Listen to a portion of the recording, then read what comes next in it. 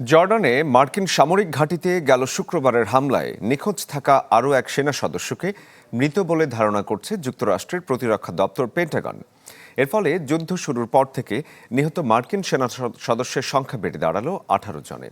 এদিকে টানা 11তম রাতের মতো ইরানে হামলা চালিয়েছে যুক্তরাষ্ট্র।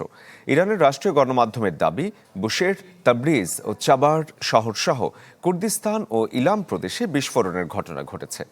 অন্যদিকে ইরান দাবি করেছে তারা কুয়েতের ক্যাম্প দোহায় মার্কিন সামরিক স্থাপনায় পাল্টা হামলা চালিয়েছে। মার্কিন পররাষ্ট্রমন্ত্রী মার্কো রুবিও বলেছেন, ওয়াশিংটন এখনও ইরানের সঙ্গে আলোচনায় বসতে প্রস্তুত, তবে তার অভিযোগ তেহরান আলোচনার বিষয়ে আন্তরিক নয়। এদিকে মধ্যপ্রাচ্যের উত্তেজনার প্রভাবে আন্তর্জাতিক বাজারে অপরিশোধিত তেলের দাম ফের বেড়েছে। ব্যারেল প্রতি 92 মার্কিন ডলারে বিক্রি হচ্ছে তেল।